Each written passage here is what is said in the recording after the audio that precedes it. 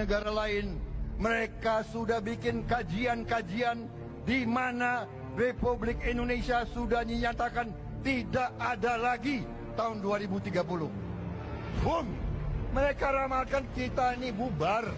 Seperti kata Bapak Prabowo, apakah Republik Indonesia ini masih ada tahun 2030? Saya mungkin mengatakan Pak Prabowo, kalau saya hitungnya tahun 2025. Cina sedang membangun kekuatan bersenjatanya, geostrategi, geoekonomi, geopolitik. Indonesia akan tempat saja konflik Pasifik. Bang Rizal melihat bahwa kalaupun Indonesia punah bisa bermula dari Papua? Sangat mungkin. Bagaimana logikanya? Aiman, kalau ada ketidakpuasan wilayah seperti ini, akhirnya Indonesia bisa pecah. Kita masih upacara, kita masih menyanyikan lagu kebangsaan, kita masih pakai lambang-lambang negara, gambar-gambar pendiri bangsa masih ada di sini.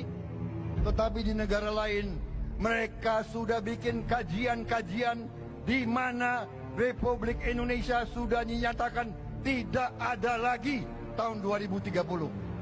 Boom! Mereka ramalkan kita ini bubar. Lalu apa pandangan Anda terhadap kondisi yang ada sekarang ini? Ya, saya kira kita ini sampai pada tahapan di mana agak kritis ya. Apa itu? Saya Mas, ini sudah sampai pada kesimpulan ya bahwa Papua itu a matter of time akan lepas. Apa yang dia lakukan? Dia menyerahkan proposal referendum di Papua untuk Amerika. Itu kira-kira bulan Agustus. Bulan September ada konferensi di Melbourne, Australia. Seorang tokohnya referendum Timor Timur, Damien Kingsbury, mengatakan saya sudah mendapat proposalnya Pak Jokowi tentang referendum di Papua. Artinya apa? Sama seperti Timor Timur, begitu ada referendum, begitu Papua hilang.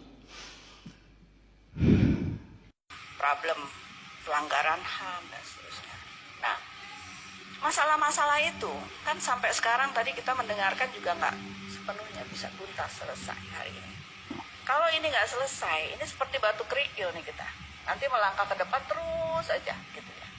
Jadi ini harus ada solusi untuk masalah pelanggaran HAM. Teman-teman sebagian teman-teman di Papua sepertinya sudah nggak sabar dengan solusi domestik. Dibawa ini ke ranah internasional.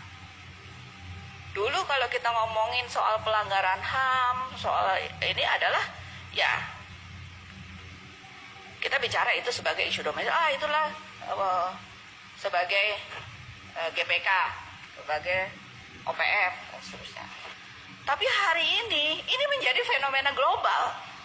Di mana-mana orang bicara itu, gitu ya, di Vanuatu, di Pasifik, di Inggris, di Eropa, di Afrika, di Amerika, di Kanada. So, ini kan penting berarti. Dan kita, teman-teman di Kemlu, benar-benar kewalahan menghadapi ini, begitu. Dan ini pemainnya adalah pemain baru, yang dengan cara-cara diplomasi yang baru menggunakan logika demokrasi, pakai seperti kita ngomong, seperti narasi kita, narasi demokrasi dan human rights, dibawakan di fora-fora internasional, masuk ke semua institusi tadi, gitu ya.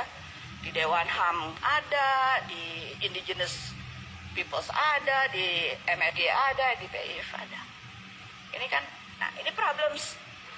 Ini bagaimana kita